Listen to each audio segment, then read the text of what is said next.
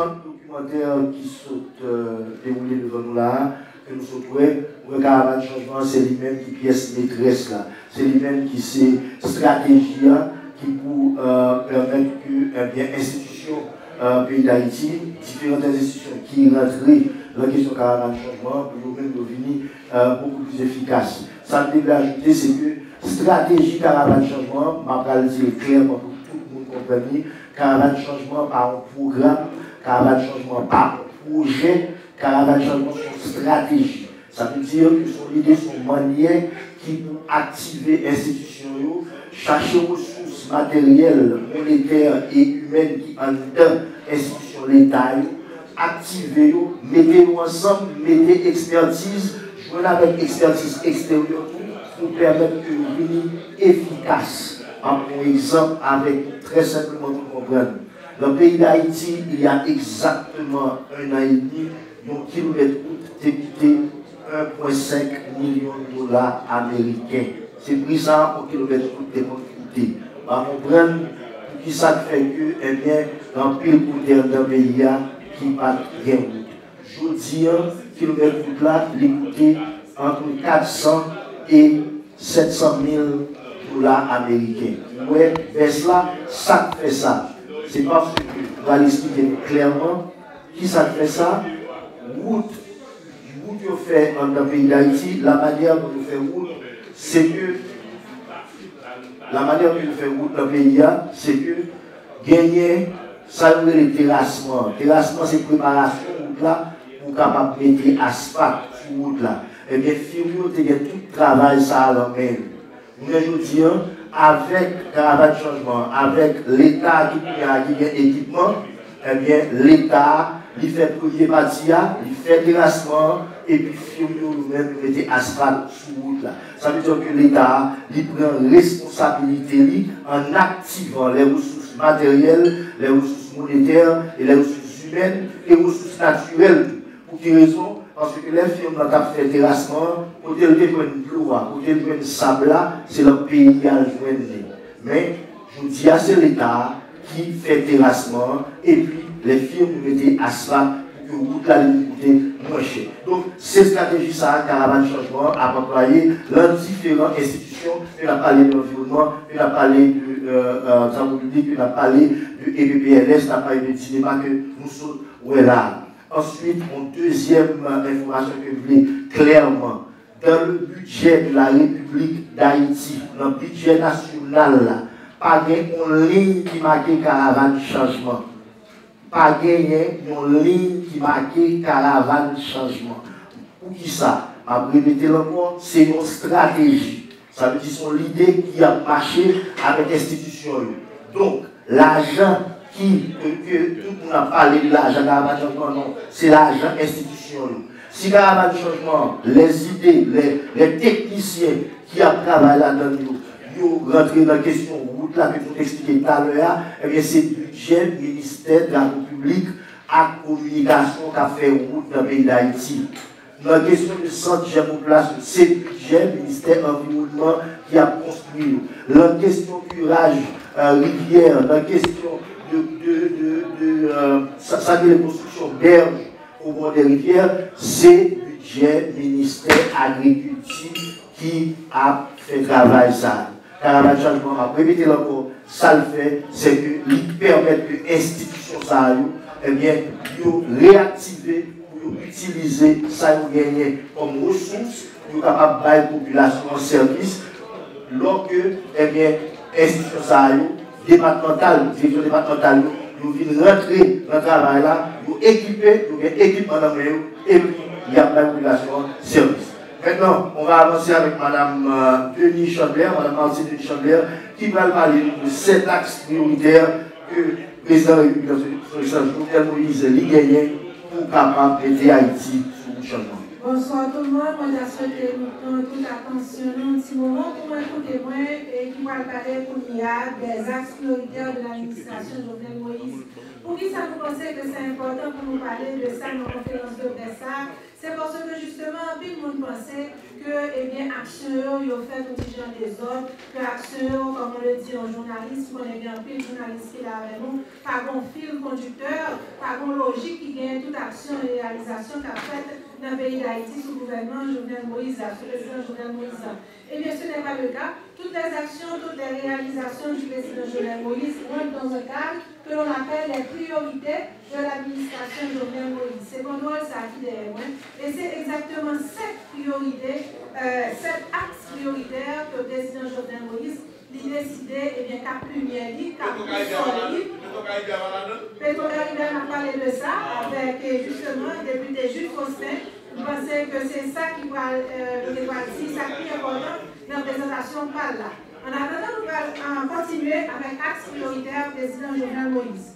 Une barre qui est important pour le président Jovenel Moïse, c'est ça nous révèle la réforme de l'État et le maintien de la stabilité politique et sociale. Je nous connais dans l'État, il y a pour mission de réguler, de permettre, de mettre infrastructures, de mettre conditions et pour création d'emplois, pour payer à lui-même, il fonctionne dans sa loi. Et bien malheureusement, dans le pays d'Haïti, et c'est ça qui justifie que grand pile, nous qui quittent le pays, et bien l'État lui-même n'est pas faire rôle, que était toujours supposé faire. Et bien le président Jovenel Moïse pensait que réformer l'État, ça doit être une de ses priorités, justement pour que après présidence liant, et bien l'État réussit, capable de gagner capacité pour y accomplir rôle. Deuxième axe prioritaire du président Jovenel Moïse, c'est ça de transformer Haïti en une destination d'investissement. En mot créole, ça veut dire qui ça? Ça veut dire on nous suspend maintenant tête nous que Haïti son côté c'est seulement et bien oui, l'argent que a venu parce que c'est pauvreté seulement qui gagne, c'est le tourisme de pauvreté qui a développé dans le pays d'Haïti. Et bien non, son l'autre idée que le président Jovenel Moïse a gagné, et bien c'est de transformer notre pays en une véritable destination d'investissement. Ça veut dire qui ça? Ça veut dire que le monde qui a l'argent, l'emmène, et bien c'est pas l'argent de la pauvreté, c'est pas l'argent pour venir aider seulement, c'est l'argent pour venir mettre entreprise, pour venir mettre industrie, c'est l'argent pour venir mettre l'hôtel, qui pour faire création d'emplois, qui pour faire création d'emplois. Donc transformer Haïti en une destination d'investissement. Et invitez-nous à monter sous site CFI, Centre de facilitation des investissements, côté conseiller de facilitation justement d'avantages aussi qui existaient pour Haïtiens qui ont vu de l'or, bien pour étrangers tout, qui t'a souhaité venir investir dans le pays d'Haïti. Troisième axe prioritaire, c'est ça, il y aurait l'élément, c'est qu'on parle étendre sous ça, parce que le caravane changement montré là, c'est augmenter la production agricole et améliorer l'environnement. Nous connaissons que malheureusement jusqu'à présent dans le pays d'Haïti, une force vive en économie, eh bien c'est un groupe social eh bien, que vous mettez de côté, que vous ne pas garder du tout, que vous ne pas respecter. Nous parlons du paysan haïtien. Eh bien, l'un des axes prioritaires du président Jovenel Moïse, c'est de changer le statut du paysan haïtien et en faire un véritable entrepreneur agricole. Et c'est ça qu'Aravan Changement est monté là, côté au distribué, côté au distribué, côté au bail, côté au métier, vous mettez tête ensemble avec un minimum de 500 hectares, vous mettez tête ensemble justement pour cultiver une plus grande surface, puis on finit de véritables entrepreneurs agricoles. Améliorer l'environnement, je pense que ce n'est pas la peine de s'étendre là-dessus. On a parlé des centres de germoplasme, on a parlé des 4,5 millions de plantures qui doivent se trouver dans chacun des centres de germoplasme. Et une raison, nous pensons que malgré, même si la position pour l'environnement que nous avons fait souligner, c'est qu'à Nessar, avec la rentrée scolaire, le président Jovenel Moïse, eh bien, il pensait que c'était important pour rentrer dans le programme scolaire pour un aspect qui aurait les reboisements. Que le petit monde lui-même dans le préscolaire, qui dérive en philo, eh bien, peut-être que papa nous donne un petit monde 3 ans à planter des bois, mais il y a des spécialistes du curriculum, des spécialistes du préscolaire, des spécialistes du développement de l'enfant, qui mettent des sous-pieds et qui mettent des sous-pieds justement au programme de reboisement pour sensibiliser jeunes haïtiens, quel que soit l'âge à problématique ça, qui c'est justement problème environnemental et reboisement. Construire des infrastructures énergiques, routières et portuaires, nous avons déjà tout effort à faire pour construire un pile route dans le pays d'Haïti. renforcer les infrastructures hydrauliques et sanitaires. Ça, c'est le travail du NEPA. Une priorité du président Jovenel Moïse, c'est porter de l'eau. Parce qu'en Haïti, malheureusement, l'eau n'a pas fait le travail qu'il supposé faire. L'eau, au contraire, il porte malheur, il porte mort, il porte tracasserie. Quand il y a des Florence qui a passé, nous devons dire, aux États-Unis, particulièrement en Caroline du Nord et Caroline du Sud, nous voyons justement toute action que nos pays apprennent pour l'eau à porter dans le monde. Grâce à John et ça, nous épargnons. Mais l'eau, malheureusement, avec les cycloniques, de manière générale, c'est normalement hypothèque. Et bien, d'une manière générale, axe prioritaire du président Jovenel Moïse, c'est pour permettre justement que l'eau à lui-même n'est pas portée dans la mort, que l'eau à lui-même c'est source de vie. Et c'est action ça que, entre autres, il a fait à travers DINEPA.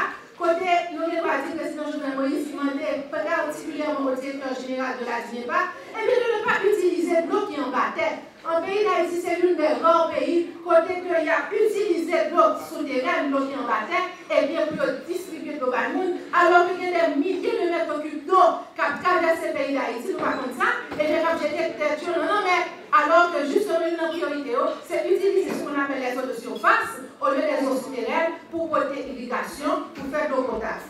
C'est ce qu'on appelle renforcer les infrastructures hydrauliques et sanitaires. Améliorer les infrastructures et la qualité de l'éducation. Nous voyons tout également dans le documentaire là, dont accent qui mettait au point de vue du travail avec les enfants du scolaire, particulièrement dans les zones défavorisées. Il y a un pile l'école tout qui commençait il y a exactement 61 chantiers qui ont cours justement pour permettre bien plus de monde qui est à l'école. Bon, gros effort tout qui fait à l'ESA pour permettre de régulariser le statut de l'enseignant haïtien avec plus de 7000 professeurs qui jouent nous-mêmes lecture en meilleur, qui sont des professeurs qui ne sont pas contractuels encore, qui sont des professeurs qui dûment entrés en salle de classe avec les professeurs eux-mêmes qui fait grève et que n'ont pas payé, et bien il y a 5000 professeurs dans ce système-là qui n'ont pas besoin de situation ça encore parce que l'être en meilleur, il y a besoin de pécheurs chaque mois. Et enfin, la promotion de la stabilité à l'aide de projets sociaux.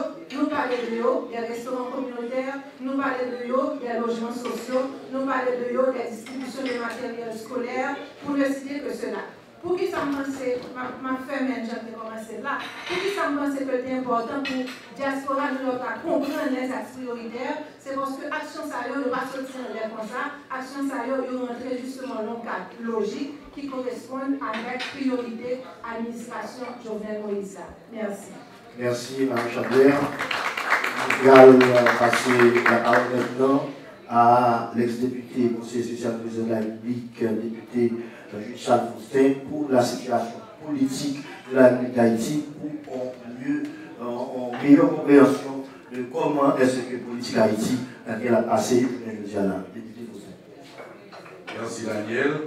Nous saluons tous les représentants médias et le monde qui est intéressé dans le débat qu'a fait la soirée. Et moi-même, Jean-Daniel Soti, m'a fait on t'y parlait sur la question politique, là, notamment deux points de la question politique. Là. C'est démarche qu'a faite pour gagner un gouvernement pour remplacer le Premier ministre et le gouvernement Jacques Lafontaine qui était démissionné le 14 juillet à l'ESA. Et le deuxième petit point que nous allons faire, c'est pour nous faire parler sur Petro-Caribé. Nous avons 31 ans, nous parlons de ça dans ça là.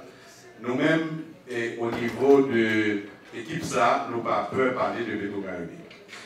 Tout d'abord, pour le gouvernement, nous connaissons depuis le 14 juillet, suite aux événements du 6, 7, 8 juillet qui est passé dans le pays, on a que des gagnants et émeutes qui étaient passés.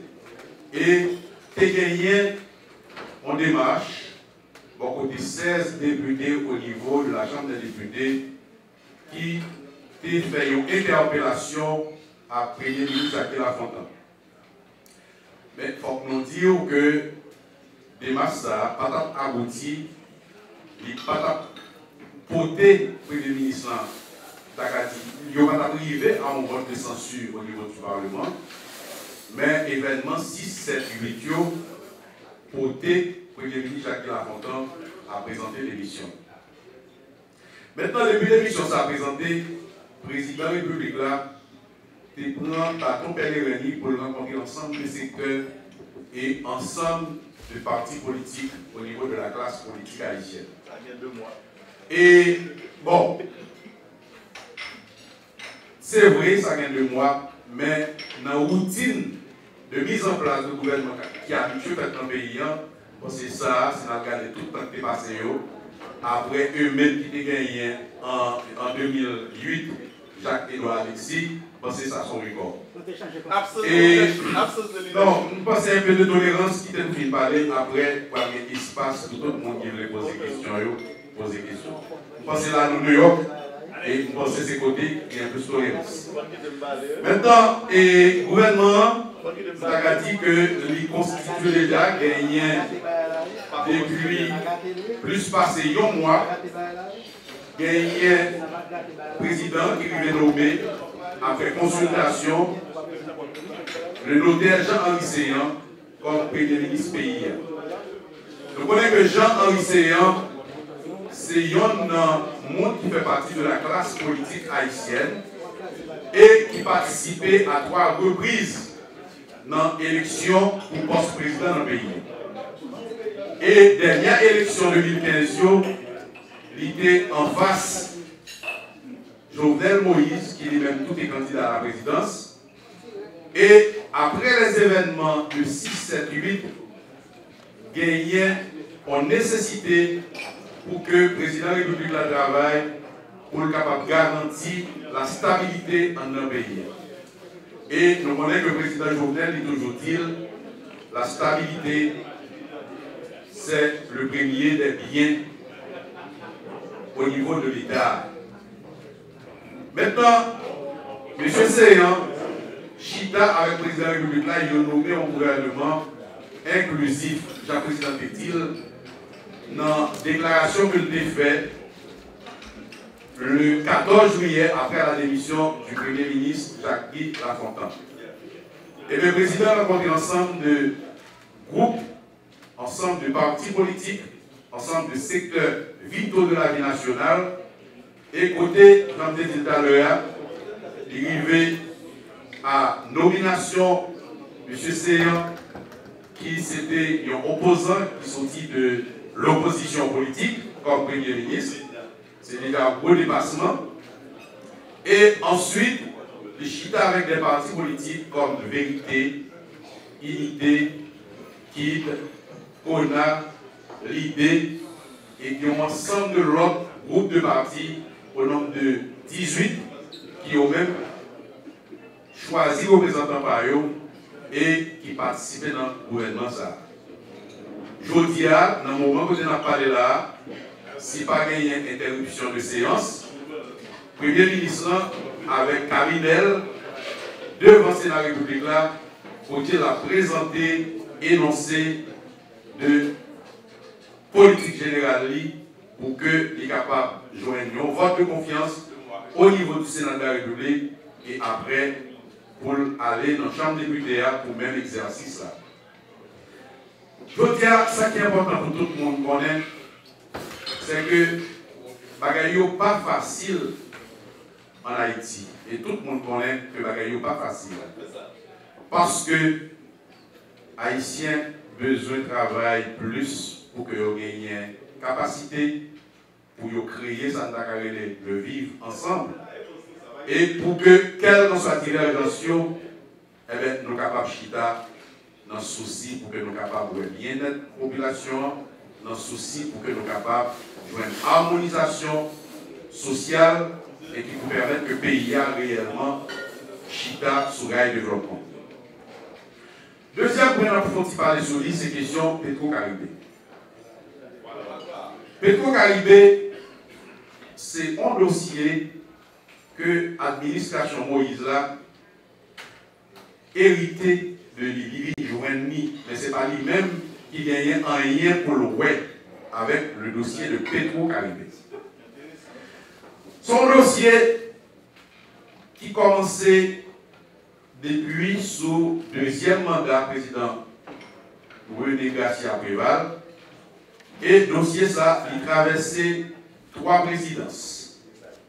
il y a la présidence de Préval, la présidence de Martelly et la présidence de Privert.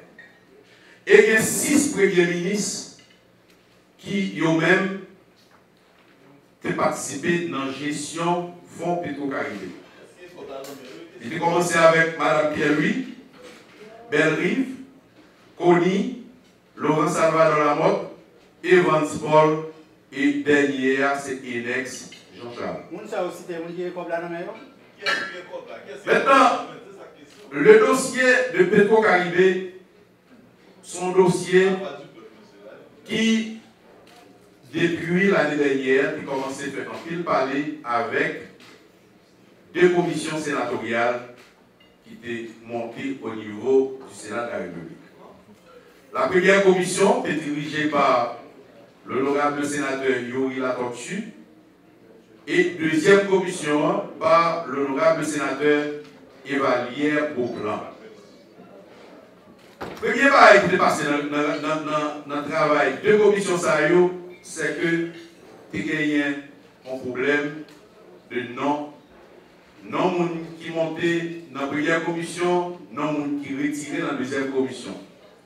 Et ça fait que nous songeons, les présidents sont allés à Paris, tu as gagné en position que tu prends, et tu as commencé à parler en pile, c'est comme quoi le président Jovenel Moïse t'a dit que les comptes question Petro-Caribé. C'était pas ça.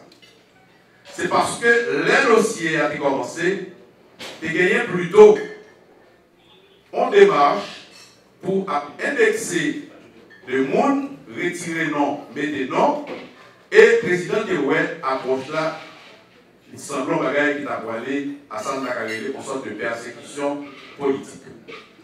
Et le président dit lui-même, sous présidence par là, il n'a pas toléré ni accepté gagner aucune persécution politique contre quiconque. Et depuis quelques mois, le président lui a bataille dans le pays, pas seulement pour une lumière qui fait sous question Petro-Caribé, mais globalement sous question corruption. Et nous sommes capables de dire, non, messieurs, dames, corruption en Haïti, c'est en grande graine. Et nous avons dit qu'il a depuis environ 200 ans. Ça, c'est de l'histoire. Jodia, qui sont faits contre corruption, on va dire non. Président Livini, dans la corruption, il joue un problème de surfacturation dans l'État. Et la première action que le président posait, et c'est ça Daniel a expliqué tout à l'heure, c'est la question routio. La question routio, nous voyons que 1 km de route, compte coûte de l'État entre 1 million 200 000, 2 millions, et si nous avons par exemple 84 km de route qu'a construit, qui sortit au cas et pour aller Jérémien, et 84 km de route ça coûté 300 millions de dollars américains, donc sous-utilisé chaque 84 km, ou bien 300 millions par 84 km, après là, il y a des kilomètres qui coûtaient plus que 3 millions de dollars américains. Maintenant, question corruption, le président, il commence à bataille contre l'État, et première action que le déposer dans le fait privé, c'est les 64 mesures que le gouvernement Jacques Lafontaine prend, pour qu'il soit capable de réduire le train de vie de l'État. Et malheureusement, les mauvaises habitudes, on la vie dure. L'État, malheureusement, en pile monde qui est dans l'État, qui gagne longtemps que eux-mêmes ont joui de pratique ça, eh bien, ils n'ont pas arrivé au tempéré dans la mise en place 64 mesures.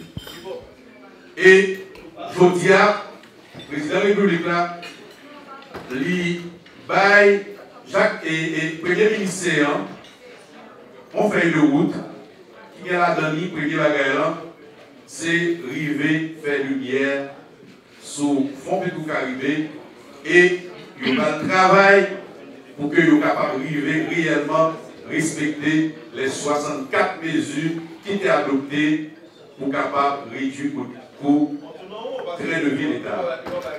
Et pour deuxième feuille de route là, c'est réalisation des élections en 2019. Il y a une chambre députés qui a privé dans fin mandat l'année prochaine et fin mois août et octobre qui a venir là, c'est date que la Constitution a engagé l'État pour qu'il soit capable de réaliser l'élection. Et l'élection, il y a un pile travail qui commence à faire sur eux. C'est avec le président, ils ont fait des propositions et il y a un travail sur avant le projet de loi électorale que ils transmettent déjà par l'exécutif là. Et très bientôt, le président il va reconvoquer la Chambre des députés qui est en vacances en session extraordinaire encore pour être capable de travailler sur la loi électorale là, sur le budget 2018-2019 là. Alors, je crois que nous disons assez sur deux pressarios et nous profitons de passer sur la question élection et nous profitons de parler sur la question corruption. Dans le débat qui va être fait là, nous allons approfondir le pressarios. Merci beaucoup.